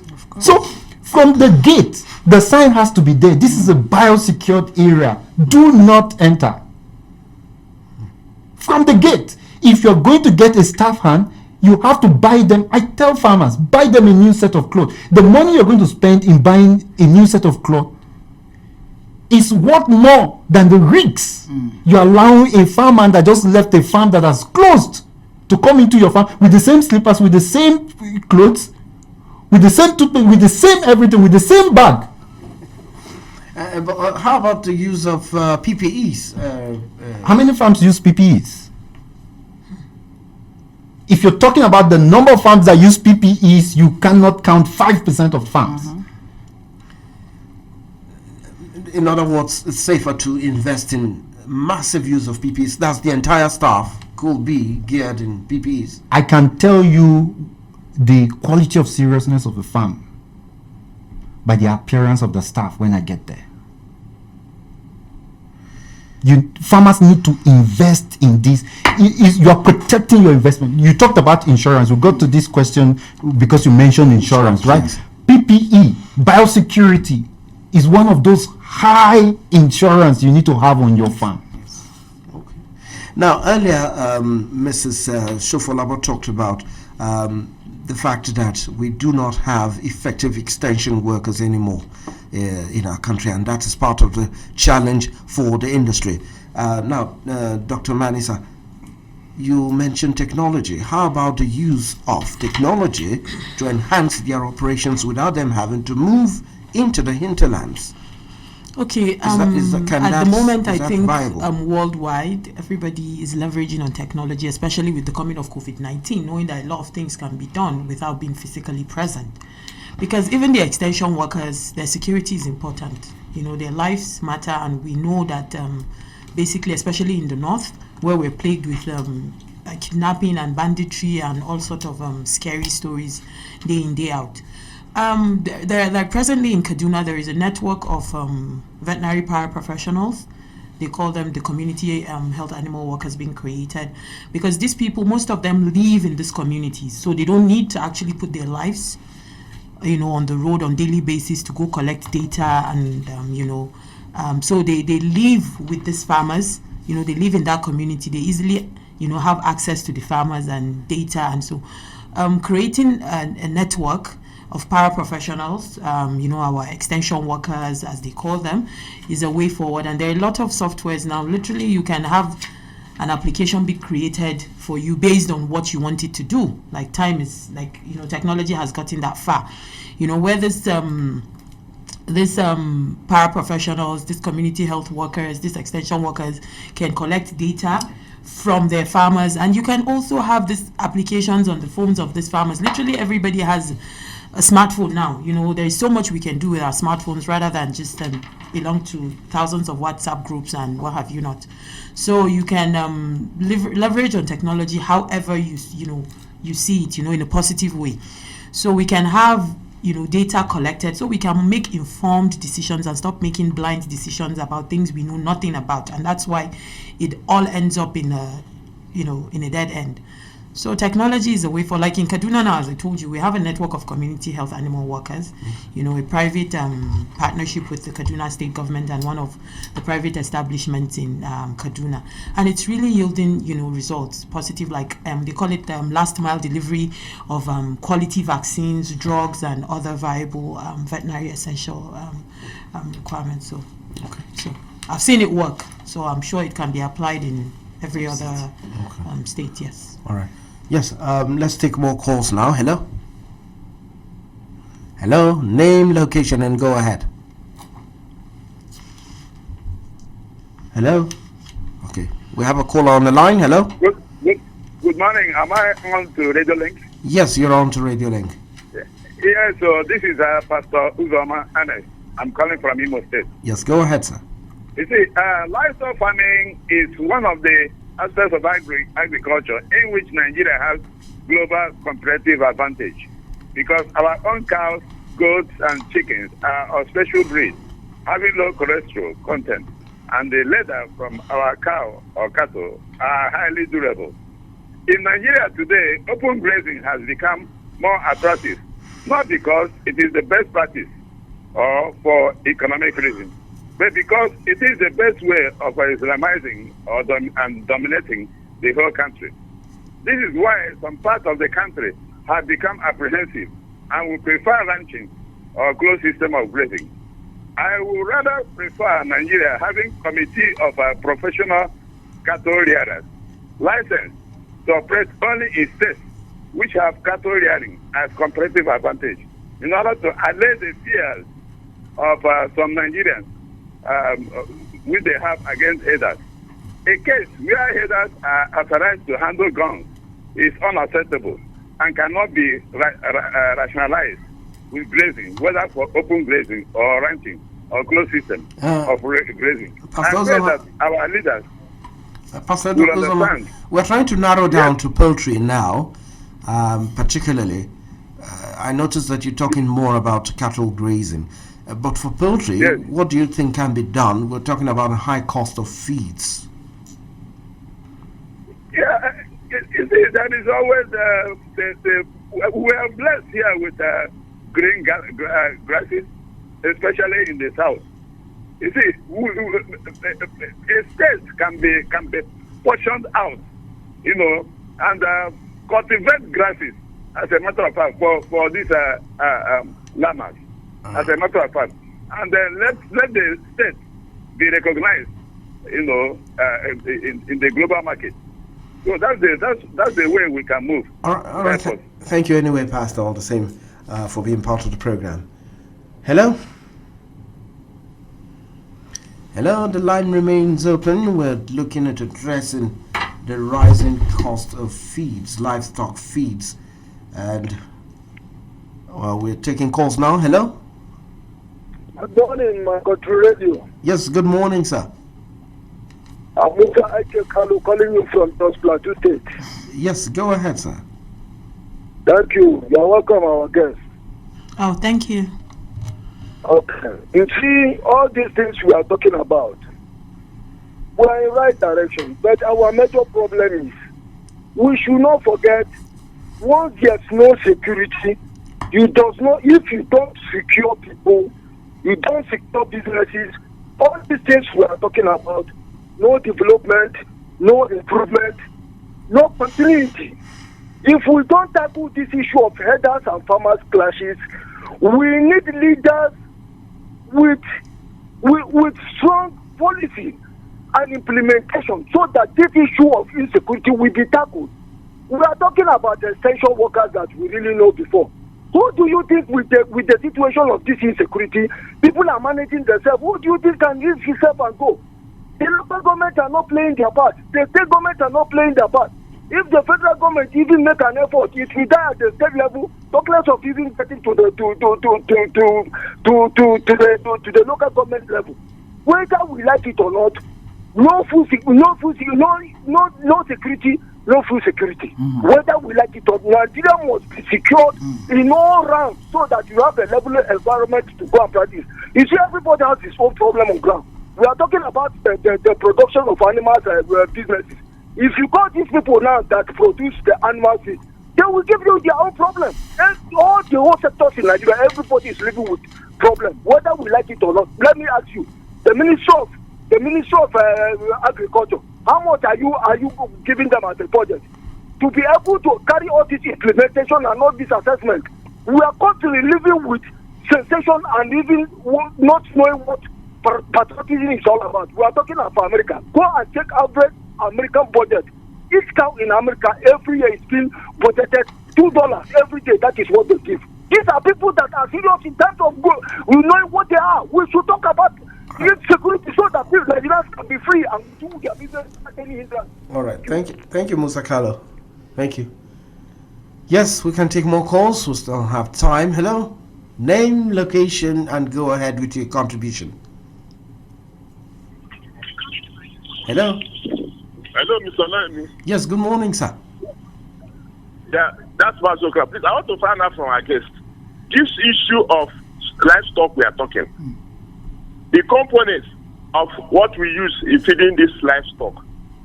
Some people are saying that if you want to eat any of this, any meat, that you should use bay leaf, B-A-Y. That this will help destroy the cholesterol content of the meat that you want to use. Bay leaf. Now, what do we do as a country to stop or reduce this intake of those things that causes all this, that brings all this cholesterol to the human beings in terms of livestock? I'm asking this question because if you check very well, 80% or 70% of sickness we have in the whole world are being caused by some of these things we consume. And our people are saying too much chemicals into these livestock is dangerous to human beings. Now, because if you go and buy a local chicken, you see how sweet it is compared with these agri products that we consume. And it's very, very, very, very, very that Let us go back to the basics, because in Nigeria today we don't have storage facilities, which is a problem. At least there is need to have geopolitical livestock storage facilities and other items, so that to help Nigeria have what we call food security. Where we lack these storage facilities, we are wasting our time in all the same extension, etc. Please, let's go back to the basics, come back home and look for the needful of our own natural resources products to feed our livestock. Thank you very much. Mazo Okorafo from Arochukwu in Abia State. Excellent. Thank you, Patrick Okorafo. All right. Let's see if we can take one more, then we'll come back to the studio for reactions. Hello? Hello? Yes, good morning. Name, location, and go ahead. Good morning. My name is Chinomso Onya. Okay. I'm from Bida in Niger State. From Niger State, Bida. You know, everybody, Bida, the capital city of the United Kingdom. Yes, go ahead. Yeah, everybody is just talking about agriculture extension, livestock leasing. See, let me tell you one thing. My own take is this. How you know that livestock rearing the government can use it to empower the youth. You understand me? And I was hearing this chairman of the Governors Forum, Governor Ayode Fayose, was talking about they should train the youth. They should go and join. They should train the youth in combat everything. Why not train our youth, those youth coppers? Why not train them in livestock management and livestock production? Like me, I'm a young guy. You understand me? I'm living in Niger State, Bida here. You understand me? I have what is it called, goats. Now very soon they'll be doing this big salad. You understand me? I used to rear this ram. I bought them 7,000. I have them about 7. So when I rear them during the time of this big salad, I'll bring it out and I'll sell them at the rate of 20-something, 30-something thousand. So during this NYSC training, they should train our youth on how to produce, how to rear goats. You can buy goats as when they are small. When they are getting big, you sell them. And instead of waiting for one white-collar job that is nowhere to be found, they should train them on how to produce locally production of feed and locally production of rearing of chicken. You understand me? We can do it. Who say Nigeria cannot do it? Thank you. Chinon Sonia from Bida, Niger State. Thank you very much, Chinon Sonia. Okay, let's come back to the studio now. Who do I start with? Reactions to our callers. Then there's still one or two questions that still require answering, but let's take reactions first. All right, so sometimes when I hear Nigerians talk, one of the key things that crosses my mind is that the solutions are very obvious. We know where the issues are. The solutions to are really not very difficult to work on. But one of the things that we do in Farmalert is farmers education, right? With the spread of knowledge, right, you can literally grow an industry. I know we've mentioned security. Security, I usually tell people, security is not so much in the hands of the farmer. You could do a lot, right, to protect your own farms. And that's where we're calling in the government, who I'm sure should be listening to this program now, that we need to step up security. And I'm also happy that the senior officers of police, I'm also slightly linked with the police, are having like a national conference for the senior officers, and the focus is a new vision for the police, stabilizing internal security. So while I commend the government for the much they've done, we still want more. But you have something in your hands as a farmer, right? And what you have is your knowledge base and the activity you do with the knowledge. So I want to encourage every farmer, if you're going into a business, right, know as much as possible about it and then act on it. That way we can both save your own farm, and then of course we can increase the national output or the outlook of livestock farming in Nigeria. Okay. Mrs. Shufalaba, one of our callers talked about particular feed, bay leaf. Do you have any idea about this? Or you want to say something first? So bay leaf, yes, people use that. I've seen quite a handful of farmers use that. But the reason why as a professional we will not go and emphasize on it is the issue of standardization. And that's what Nigerians, the research institute, needs to play heavily on. Because we have some of the best best medications or best treatment locally. I started my research on zobo leaf as an antioxidant, right? Issue of stress on your broilers, on your layers, can be handled by the zobo leaf. So, but again, we have these miracles around us. But until the research institute work and extract the active ingredient and standardize it, because medicine, it's not medicine until it's standardized. So if you say on radio program, okay, go and use bay leaf, you want to ask, an educated person wants, how many bay leaf will you add to make up this quantity? You know, there are a lot of questions that are around the use of bay leaf that cannot be answered by the layman. And that's where the ingenuity of our local farmers, coupled with the creativity or the intelligence of research institutions, needs to merge and then produce something that the country can use, and professionals like us could just conveniently say, oh, you're going to use bay leaf, 30 pieces of bay leaves for 20 pieces of beds. Because you have to be able to say that, and that can only be possible when you've gone through research. Okay. Yes, let's hear from the farmer in the house. You know, when we talk about medication, let me go back to medication of your birds. You find out that in Nigeria today, we agree to giving drugs to our birds. But the best method, just as the vet doctor said, she said, the components in the feeds are already prepared to reduce some diseases. When you continue feeding on your commercial feeds, you are reducing much of these diseases. One, the drugs added to the birds is harmful, especially the antibiotics. For instance, your birds comes down with watery droppings. You go in looking for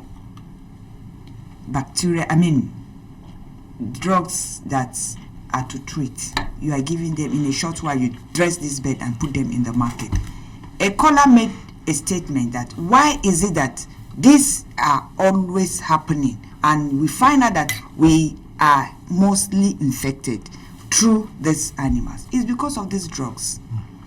If you read at the back of the drugs, they will say 5 days, cut out 5 days, or before this, before that. But you find out that we don't obey the rules guiding these medications.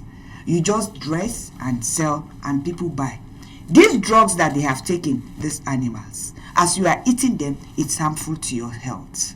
Probably you might have been going on with an ailment already on your body. You add it up. These drugs are mainly for the animal. It's just like when you take paracetamol. You know, you are having, in the next 30 minutes, it has already gone working in your system. Yes.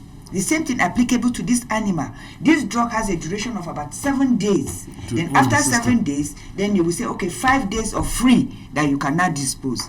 But you go about eating them, eating the eggs, eating them. And that is why you find out that these are harmful to the body. And I will advise, mostly with the farmers, we should avoid the use of antibiotics, mostly drugs. Me especially, I don't use antibiotics, just as we were discussing before.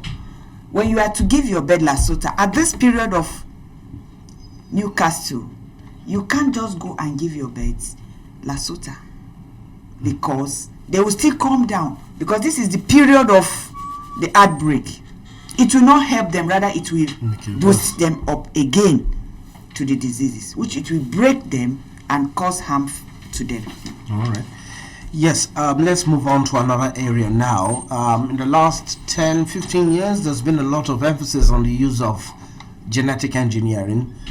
Some talk about cloning and so on.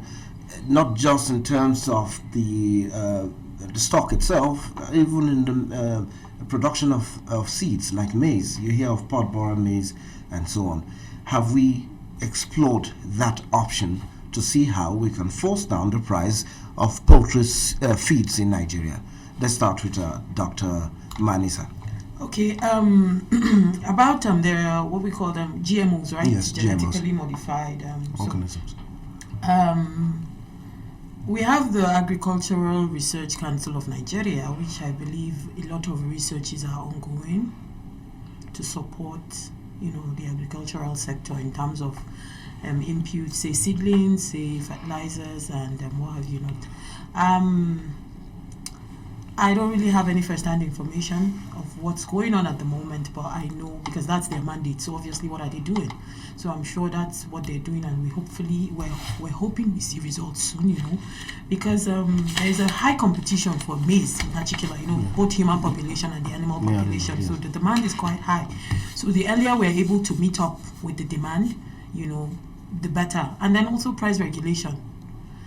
I know of people who have this maize and they just store it without selling. They just want it to waiting for the price to hike, and then they bring out and sell it at whatever price they choose. Nobody's saying anything. No policy is regulating them. They just come out and say my bag is 28,000, and what do? We buy because we need to eat. So the government has a long way to go. A huge role to play, but also us as individuals. It's an attitudinal thing. It's because what reason do you really have to hoard food? What reason do you really have just to make life unbearable for people? Yeah, so we need to make our own individual contributions to make the world a better place. Right. And sorry, I just wanted to add up to what Mrs. Binta said about the use of antibiotics. Use of antibiotics in your animals is perfectly okay. Like there's really no problem if you do it the right way, at the right time, and at the right quantity. Like she said, what she was trying to explain is called the withdrawal period. And the withdrawal period simply means a period when, it takes the body to metabolize, to use up the animal, and there's nothing left of that drug in that byproduct. Say meat, say fish, say eggs, say milk, So there are withdrawal periods ranging from 3 days, 5 days, depending on, the drug. So, but because of the way the country is, nothing is really ideal in Nigeria, because in places where things are working, when animals are being medicated, especially birds or dairy animals, none of their livestock, none of their byproducts are consumed at that particular moment, because you're expecting, the residues of these antibiotics. And as to why we're faced with this antimicrobial residue challenge now worldwide, like it's a worldwide problem. Not necessarily, it's, there are key players. We have both the livestock, the human, the animal industry, the human industry, and then the environment. So it's intertwined. So we need, they call it a multi-sectoral approach, to solve these issues. So it's perfectly okay to use your antibiotics, but you just have to use it at the right quantity, at the right time, and the right way, So that's why you need to consult your veterinarian. And then in Nigeria, we also have issues of substandard drugs, yes, we have issues of substandard drugs. I'm sure the human community is facing the same thing. So the animal industry is plagued with even worse, situation. So, yes. Okay. Yes, Dr. Femi, GMOs. We are privileged here in the media. We have so many scientists that have come to us to see how we can promote GMOs to find a lasting solution to the problem of food availability, food security in Nigeria. But you still have some persons who are fundamentally not interested due to the fear that it could lead to other health challenges in humans. So can we use GMOs to solve this problem of forcing down the cost of poultry feeds? I know inherently quite a lot of us think that most of these GMOs are harmful, right?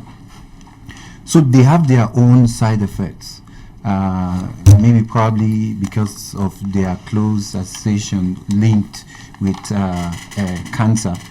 But here's what I think is the issue we're having regarding GMOs, because they are improved seeds. They are improved seeds that. And by the way, whether we like GMOs or not, they're everywhere around us. Broilers are GMOs. They're everywhere around us. So when people talk it down, I said, these layers that we are having are GMOs. They are modified. Yes. Broilers are GMOs. almost virtually everything around us. So it's like closing one's eye to the realities on the ground. obvious. Maybe sometimes people just get biased with what people have not accepted. Most they're around us. But here's what I think the major issue is, right? Is mechanization. Okay. The population is 200 million. Poultry, the number of poultry according to FMAT is around 200 million birds. Despite, and these improved seeds are everywhere, but we need to have farmers who are mechanized. There's this much, I still watch TV and I see people still using hoes and cutlasses. Peasant farmers. It's just like in an era where people are having supersonic jets. Yes. You want to come out with your own spear and arrow to fight. Fight. And you are wondering who is going to win. It's obvious. It's obvious. We need to industrialize. We need to understand that in this age and time, human labor is limited.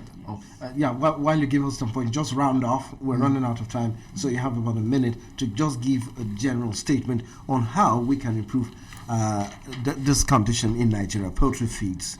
For instance, what advice will you give to poultry farmers and to the government at the same time to improve the situation? Okay, so first of all, right, I want to emphasize what we are doing in Farmalert, right? We need to come together as farmers, right? Join our community, right? There are a lot of things happening at the same time. Farmers education, we are bringing out cutting-edge technology that you can use to improve your farm. So if you allow me, I'll say go to our website, farmalert.com.ng, and sign up as a farmer. Then you can have updates. You can Google us, right? Join our community, LinkedIn, Facebook, Twitter, and then let's see how we can together work and improve the livestock industry in Nigeria. You're lucky it's an NGO. NGO have said that you come and pay for commercial. It's all we do, it's free to farmers. All right, very good. Yes, and from you. Yeah, Dr. yes. I'll also implore, farmers and veterinarians and major stakeholders in this particular industry to come together, because working in silos isn't the way forward. We need to come together, leverage on technology, leverage on available knowledge to move the industry forward and secure our investment. So, and as a veterinarian, I would also implore the general public, to make sure they get access to quality services and stop cutting corners. All right, yes. And from Mrs. Binta Yes. Shufo. Just as Dr. Femi said, if we can have a mechanized farming, because the peasant farmer will not meet up the demand of the nation. Because if a peasant farmer with 1,000 beds is holding a tray to feed, it cannot meet up. So we need a mechanized farming in poultry farmers or poultry association, poultry production. All right. Thank you very much. And that's about the size of it. Today on the program, Radio Link, which came to you live on the network service of Radio Nigeria. In the last 2 hours, we've been discussing addressing the challenges of rising cost of livestock feeds. We wish to thank our guest, Dr. Kayode Femi, founder of Farmalert, a non-governmental organization on livestock monitoring. Thank you so much for your time. Thank you. I enjoyed myself. Yes, we also wish to thank Dr. Tumsia Maimuna Man Isa, Community Engagement Manager, also with Farmalert. Thank you so much for the information. Thank you so much, Olayemi. Yes, and we've learned a lot also from the only farmer in the house, Mrs. Ruth Binta Shofo Labo of Treadguard Farms. Thank you so much for your time. Thank you very much for visiting me. Those were our guests. We also wish to thank the production crew, studio manager were Usman Nuruddin and Lubis Samnan. Engineers were Hassan Usman and Fidelis Udzinia. ICT was handled by James Angulo and Jamila Abdullahi. Production assistant was Nehemiah Anini. Associate producer Obumneme Ukeje. News producers Aziza Tusani and Olufunke Taiwo. Assistant producer Idara Upayang. Producer Olufemi Fulani. Executive producer Sani Suleiman. We also wish to appreciate our facilitator, Mr. Zakios Babalola, for making today's production a success. My name is Olayemi Daniel, thanking you for listening and also saying, make sure the Nigerian farmer is great for us to have a great nation. Goodbye.